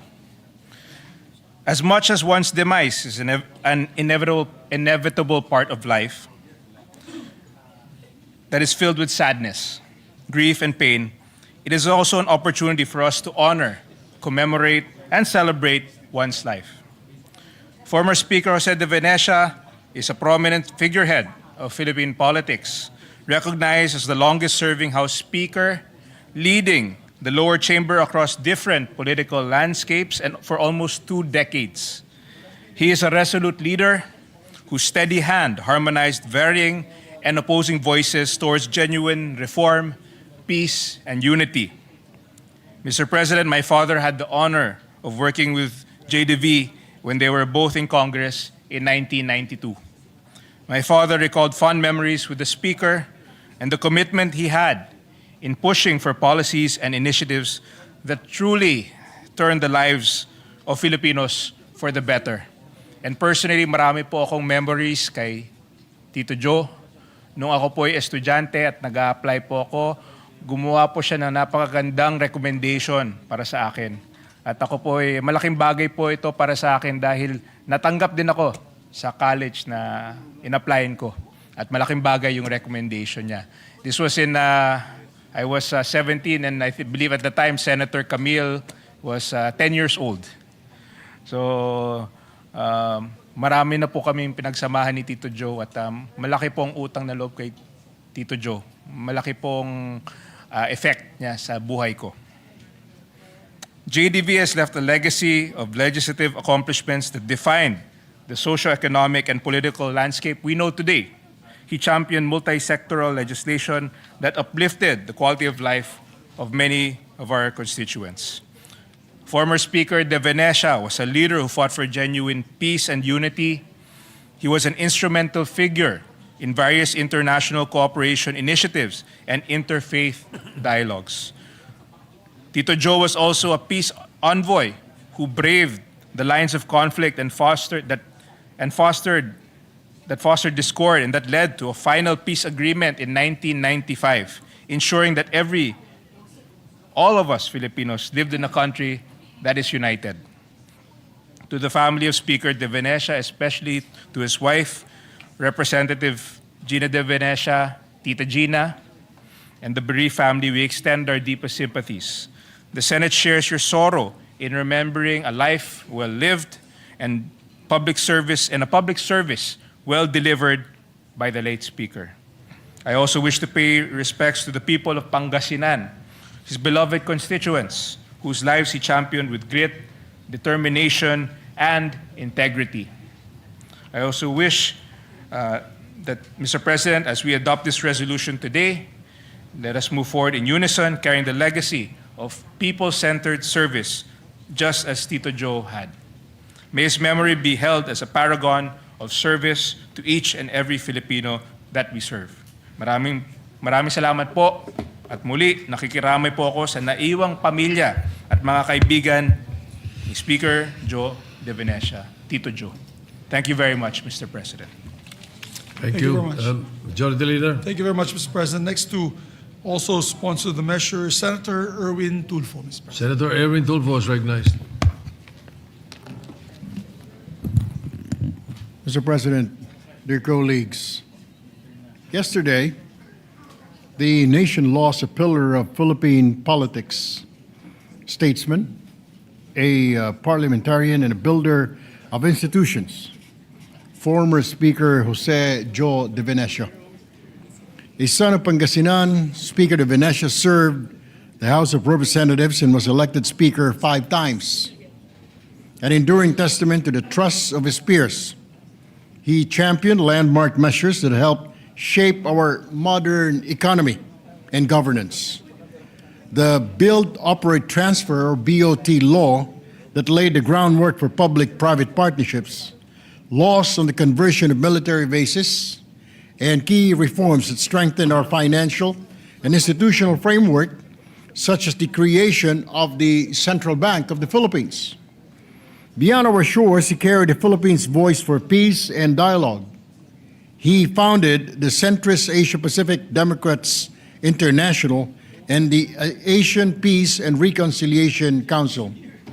He was a peace envoy during the Ramos administration and a special envoy for intercultural dialogue under former President Duterte's term. Many may not know it that Speaker Joe began as a journalist. He studied journalism at the Ateneo de Manila University and served as an editor of the Guidon.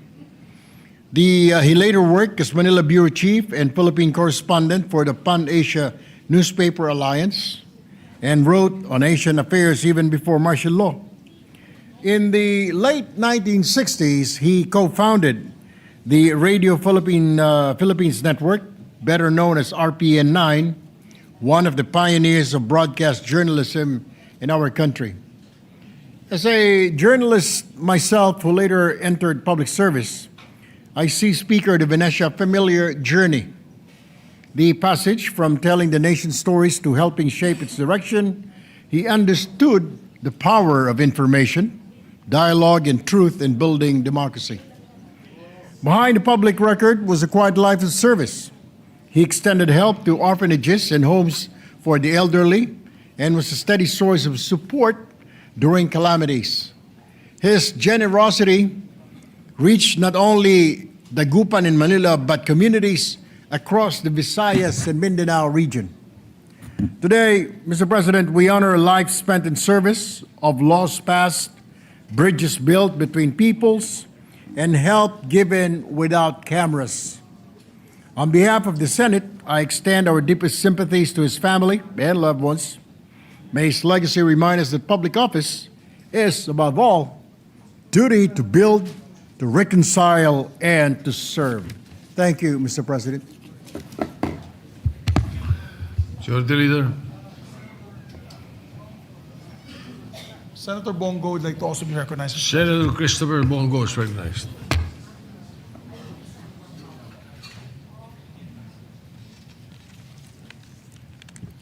Mr. President, esteemed colleagues, I rise with deep respect to co-sponsor the Senate resolution honoring the life and legacy of former House Speaker Jose de Venecia.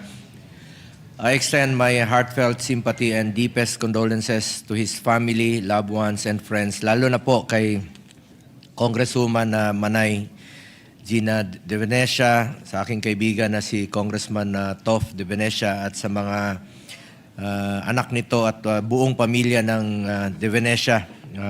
Kaibigan ko po yung mga pamangkin niya way back high school. Former Speaker De Venecia devoted decades of his life to public service, leaving an indelible mark on our nation's political and legislative history. He was a statesman whose name has become known for public service, sound leadership, and unwavering dedication to the Filipino people. Wala pa po ako sa politika, pero ang naalala ko parati pag speaker ay si Speaker De Venecia ang parati nating naririnig. From his early days in public service to his tenure as Speaker of the House, he consistently championed the interests and welfare of the Filipino people.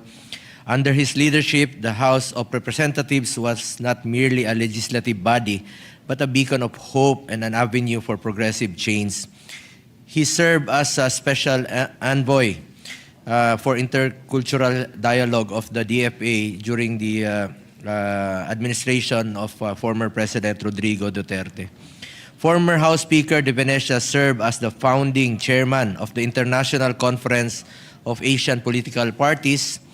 During his career, he became instrumental in securing a peace agreement with the MNLF, Moro National Liberation Front in southern Philippines. Mr. President, former Speaker De Venecia was a tireless peacemaker, and his work resulted to various peace agreements and amnesty programs. Aside from being a 5-term Speaker at the House of Representatives, former Speaker De Venecia has been for years a trailblazer for the Filipino people, Asia, and the world. His contributions extended far beyond the confines of our legislative halls. On the international stage, he was a respected diplomat and a visionary leader who understood the importance of building bridges between nations.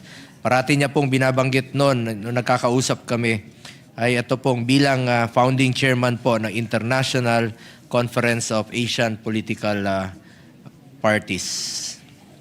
As we honor the life and legacy of former Speaker De Venecia, let us always remember and be guided by his legacy, a legacy of hope, perseverance, and an unyielding commitment to the welfare of all Filipinos. Thank you, Mr. President, at paalam po, Speaker Jose De Venecia. Majority Leader. Thank you very much, Mr. President. Mr. President, may you also recognize Senator Risa Ontiveros to sponsor Senator the motion. Risa Ontiveros, recognized. Pwede lang ba? Salamat po, Mr. President. Una po, taus-pusong pakikiramay kina Representative Manay Gina De Venecia at sa ating kapwa Arts and Culture Advocate Tof De Venecia. Kasama na po ang mga panalangin at mahigpit na yakap sa kanilang pamilya. Mr. President, we honor the legacy of former Speaker Jose De Venecia Jr., a visionary who understood that good governance is inseparable from the well-being of our people. Through our shared work in the Philippine Legislators Committee on Population and Development, PLCPD, we champion the future where every Filipino family is empowered through reproductive health rights, gender equality, and the protection of children. Speaker JDV's commitment to institutional reform reminds us that true leadership lies in crafting policies that uplift the most vulnerable and ensure a sustainable, dignified life for all. It was during his term, one of his terms as Speaker, that the Cheaper Medicines Act was shepherded through the House, a piece of legislation that remains one of the most vital shields for our people against the high costs of falling ill. He understood that to truly empower the Filipino, we must first break the monopolies that keep life-saving drugs a luxury. Mr. President, Speaker JDV's Rainbow Coalition was more than just a political maneuver. It was a testament to his belief that unity is the primary engine of progress. Whether from the same side of or from across the political aisle, one could not help but admire the sheer force of will he applied to the service of the Filipino people. Mr. President, minsan ko na pong ikunento ito dito sa Senado na nung tumatakbo po ako para sa re-election noong 2022, muli po akong bumisita kina Speaker JDV sa kanilang bahay sa Dagupan.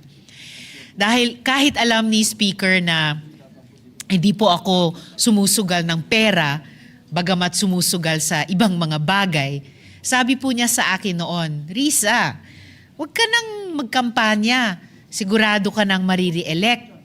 Sinagot ko sila noon, Speaker, hindi po ako naniniwala dyan. Wala pong sigurado, kaya puspusan po akong nangangampanya. Ang sagot naman po niya sa akin noon ay, o sige, ganito na lang. Pag ikaw natalo, babayaran kita ng 10,000 pesos. Pero kapag ikaw ay nare-elect, ikaw magbabayad sa akin ng 10,000 pesos. Pagkatapos ko pong ma-re-elect, paulit-ulit kong sinusubukang bayaran yung utang ko sa kanya. Sabi niya, iya, wag na. Ngayon, wala na po akong pagkakataong bayaran yung aking utang sa kanya. Pero, sa mga natitira ko pang taon at dekada ng buhay, babayaran ko po ang utang na loob ko kay Speaker JDV in ways that are worth much more than mere money. Today, Mr. President, through our Senate resolution, we bid farewell to a statesman who taught us that in the grand waltz of democracy, we must always keep dancing and moving forward together. Salamat po, Mr. President. Thank you, Senator De Veros. Majority Leader. Thank you very much, Mr. President. Mr. President, we'd like to also put on record that we'd like to, these following distinguished colleagues of ours, Senator Padilla, Senator Camille Villar, Senator Pia Cayetano, and Senator Kiko Pangilinan would like to insert to the record their co-sponsorship speeches of the measure, Mr. President, for the record. Therefore, we so inserted all the enumerated members of the Senate. Mr. President, before we act on the matter, I'd like to also move that all members be made co-author and co-sponsor of this measure, Mr. President. The motion is approved. All members are made co-authors. Mr. President, just my final say on the matter. A lot of us gave our private personal insights. Senator Risa has hers. I have had several. But I would like to just say for the record, while working with this distinguished statesman, and that's why probably he was a statesman, he had no mean bone in his body. As a matter of fact, pag may sumisigaw na sa plenaryo, naalala ko yun, iniinsulto na siya, pagbaba niya sa plenaryo, yayakapin niya. Hindi niya, how do you say, di papansinin or isasnabin niya. Di diretso siya dun sa taong yan, yayakapin niya at itatanong, ano bang may tutulo, ano bang problema, how can I fix the problem? Ganun siya. And I think, to a certain extent, he was one of the last few statesmen that we had left. Of course, we had Senator Juan Ponce Enrile, who passed away recently. We've had Senator Ed Angara, the likes of Senator Ed Angara, Senator Joco Arroyo, and now we have lost Senator Joe de Venecia to the annals of history with his death, Mr. President. But on a personal note, working with him was a pleasure because if there was a problem that we took to him to solve, he would call all of us, party leaders, and discuss it. And when some of the party leaders would say, gibain natin, pahirapan natin, wag natin bigyan ng pansin o yung mga batas o yung mga bills niya, wag natin ipapasa. He would always object and say, wag naman. He'd always say that, wag naman. Kausapin natin siya. Let's do what we can to help appease the situation. Ganun siya, hindi siya vindictive na tao.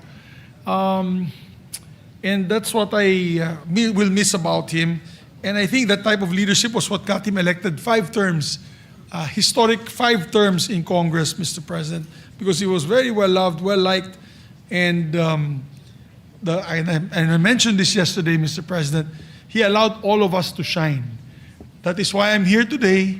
That's why several of our colleagues are here today, because he would never tell us to stop or shut up in the plenary.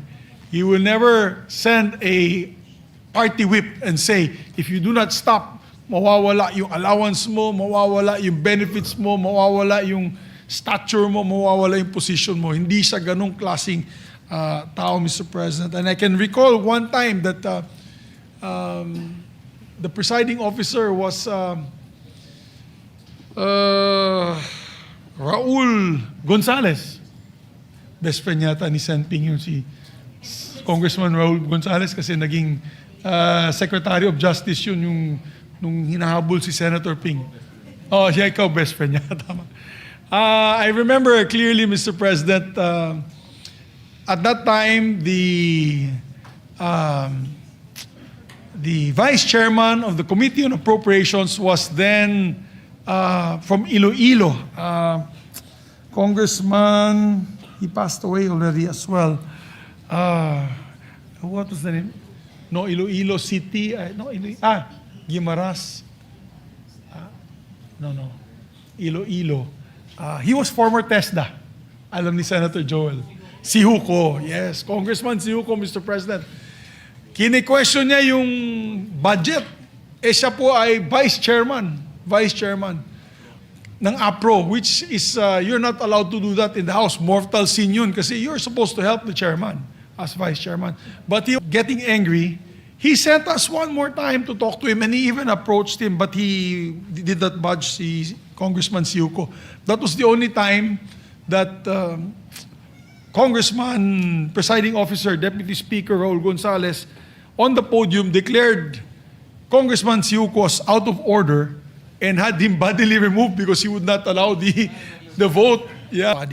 And after that, I remember that when it was the next day, dinapitan niya si Buboy Siuko na imbis na magalit kay Congressman Buboy Siuko, sinabihan lang niya, "You're such a very naughty guy talaga. Naughty." Ganun lang, naughty. I remember he used to say that. So naughty.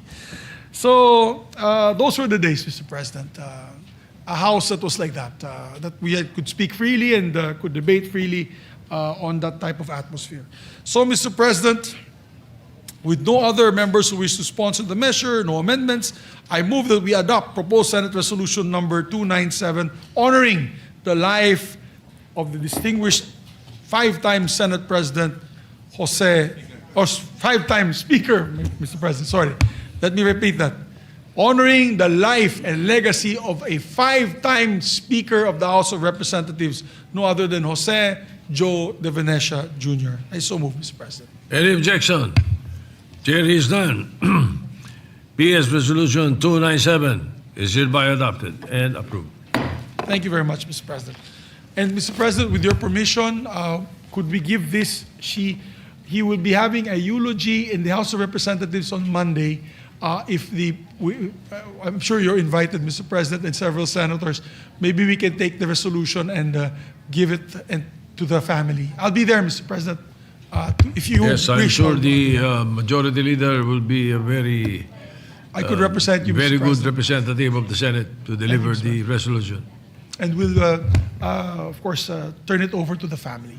Thank you, Mr. President. Mr. President, we'd like to consider Senate Bill number 1508 under Committee Report number 12. Mr. President, with the permission of the body, this is the act authorizing the Department of Health to set and approve the bed capacity and service capability of all DOH hospitals, Mr. President. Any objection? Hearing none, consideration of 1508 is in order. Mr. President, I move that we recognize the sponsor, Senator Risa Ontiveros, and to interpolate, we have our distinguished colleague, Senator Win Gatchalian. Senator Risa Ontiveros is recognized. Senator Sherwin Gatchalian is recognized to interpolate. Thank you. Salamat po. Thank you, Mr. President. Thank you, Majority Leader. And will the gentle lady, Her Honor, accept a few questions on the proposed measure? Definitely, Mr. President. First and foremost, on the onset, let me commend Her Honor for coming up with a bill that will lay out the long-term plan for our hospital capacities. And I say this because during the budget deliberations, I had the experience of analyzing the healthcare system of the country, including the different mechanisms to help our constituents avail of hospitalization, medical assistance, and other health requirements. And I remember when we were talking about the mechanisms, most especially the medical assistance or MAIP in particular, when we were analyzing MAIP and also looking at the logic why we still need MAIP, one of the reasons and one of the justifications that were given to me at that time by the DOH and also from our other colleagues is a lot of our constituents experience overcrowding in public hospitals. They experience problems in securing beds, securing services. May mga nagsabi sa akin, this is also first-hand information, that in some of our hospitals, when you need surgery, this is public hospitals, sometimes it takes months, 3 months to get an appointment from doctors or even get a bed space because of the problem of overcrowding in DOH hospitals. And because of that overcrowding, it also spills over the local government hospitals. So pati kailangan na magpakita ng specialista, they would transfer to private hospitals. And because of that transfer to private hospitals, many of our constituents would go to politicians, to go to people who have access to the guarantee letters, because the guarantee letters become the parang pangpuno o pangbayad doon sa private hospitals and also to pay wards. And when we were looking at this problem, one of the issues that we need to focus on is the capacity issues. Because if we have the capacity in our government hospitals, then our constituents will not be forced to go to pay wards or to private hospitals, and therefore we will have less requirement for medical assistance or the MAIP. So that's why my view on the healthcare system, we have to look at it from a larger standpoint, from a macro standpoint, because it's a system. Kasama na ho dyan yung hospital beds, kasama na dyan yung payment mechanisms, kasama na dyan yung services that we can offer our constituents. So it's a system. Once one of the facets will be problematic, the entire system will also be problematic. It will actually have a chain reaction. So, having said that, If I may, Mr. Yes, go President, ahead. good Yep. gentleman, just comment to the initial comments of the good gentleman from Valenzuela. Maraming salamat po dun sa approach din na systemic at saka macro. Yun din yung how this bill is seeking to approach the question of bed capacity and service capacity in our hospitals. There is actually already a framework, currently the Philippine Health Facility Development Plan, at sinusubukan din itong bill na ito i-situate yung particular concern of bed capacity within that PHFDP or Philippine Health Facility Development Plan. Secondly, Mr. President, tamang-tama po yung pinoint out ng good gentleman from Valenzuela na overcrowded talaga. Just talking about the DOH hospitals, grabe po yung bed occupancy rates. They are all over 100%. Dun pa lang sa taong 2025, our level 1 DOH hospitals were at 173% capacity. Wow, taas, Opo, mataas talaga, halos doble na. Level 2 DOH hospitals 100.58% capacity. So over din. And level 3 hospitals din ng DOH, 106% Wow. capacity. So lahat nung tatlong levels na yon ng health facilities over. And last but not the least, at this point, Mr. President, dun sa opening comments ng good gentleman from Valenzuela, bed capacity in particular is impacted by this overcrowding sa mga DOH hospitals. Dahil sa ngayon, ang total bed capacity ng DOH hospitals sa Pilipinas ay at 31,642. That is already what we actually need at this point in time, which for 2026 current year, DOH hospital beds planned supply is 35,331. So dun pa lang sa current year, we are behind by about 4,000 beds, Mr. President. At kung hindi po natin aaksyonan ito through a law on bed capacity na contextualized dun sa Philippine Health Facility Development Plan, by year 2040, kapag hindi natugunan at naaksyonan, yung ating bed capacity gap will rise from the current 114,251 to 188,943 beds, Mr. President. So dagdag kulang na 70,000 beds, Mr. President, by year 2040. Yeah, actually, yun yung mga tatanong ko, yung mga basic data, Mr. President. For now, parang nakikita ko the same story with classrooms, Mr. President. Na Actually po, Mr. over the years, President. because hindi nakakapaggawa ang DPWH, kasi DepEd yung budget, but DPWH yung nagko-construct, nagpatong-patong na yung kulang natin. And currently, we are backlogged with classrooms, about 140,000 classrooms. So, and that will translate to almost 200 billion in terms of, 400 billion in terms of addressing the backlog. So backlog pa lang, 400 billion na yung kailangan natin. Parang nakikita ko the same story with hospitals. No? So kumbaga, Mr. President, double whammy. Doon pa lang sa two basic Yes, social tama. protection and development indicators ng ating sambayanan. And as for education, in the hundreds of billions, we also have the numbers po ng kakailanganin natin to start to close the gap just in terms of hospital beds. Actually, Mr. that's my first President. question, Her Okay. Honor, is ano ba ang backlog natin ngayon in terms of hospital beds as we speak? No? As we speak, Mr. President, ang current backlog is 17,000 po ang unmet as of 2026.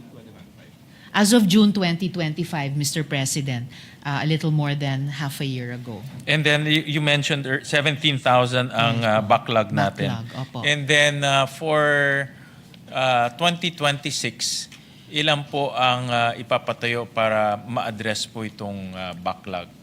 In 2026, In terms of hospital beds. ito po yung targets natin, 2026, 35,331 target beds, which would be an increase from the 5,015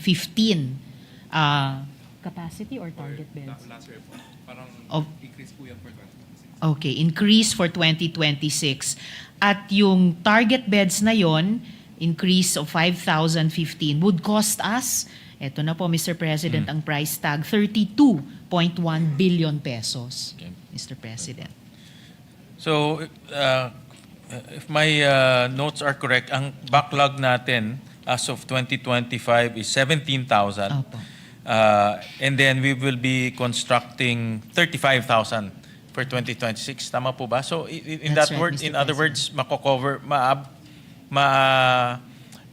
cover na natin yung 17,000 if ever ma-construct natin this 2026? We would still have a backlog, Mr. President, of about 12,000 kasi ang mai-increase lang as of this year would be 5,015 beds, Okay. Mr. President. Oh, great. So meron pa tayong backlog na 12,000 Opo, Mr. ang President. kukulangin. Yes. And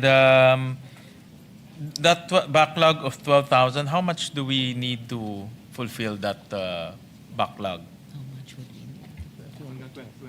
More or less lang, more or 12,000. less. Yung pong sinabing figure din po kanina, ito po, for 2026 to 2028, Congress would need to appropriate a total of 102.81 billion pesos to meet target bed increase, Mr. President. Okay.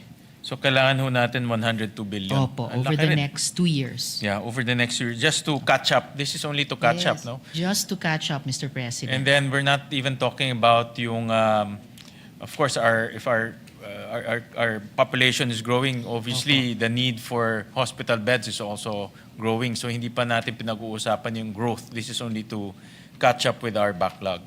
Based on current population, Mr. President.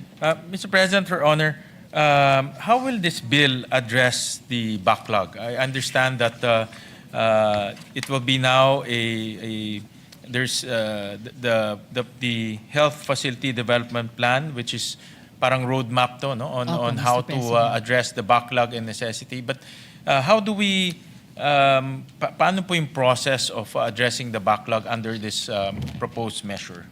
Ang magiging process po niya, Mr. President, is that Senate Bill 1508 seeks to authorize the DOH to set, adjust, and approve the bed capacities and corresponding service capability of all DOH hospitals administratively without requiring separate legislation. So this effectively would remove legislative bottlenecks that currently delay the expansion and upgrades, thereby improving the health system's efficiency and responsiveness, Mr. President. So in other words, Mr. President, if I understand it correctly, the DOH will now be authorized to look at the capacity issues. Is that correct? And then That's correct, Mr. President. and then propose under a plan Yes. a roadmap on how to finance all of these capacity requirements. Yes, Mr. President. The bill would authorize DOH to approve and adjust bed capacities and corresponding service capabilities of DOH hospitals through administrative issuances. It would be authorized to convert, upgrade, and modernize DOH hospitals' existing equipment and facilities to ensure responsiveness to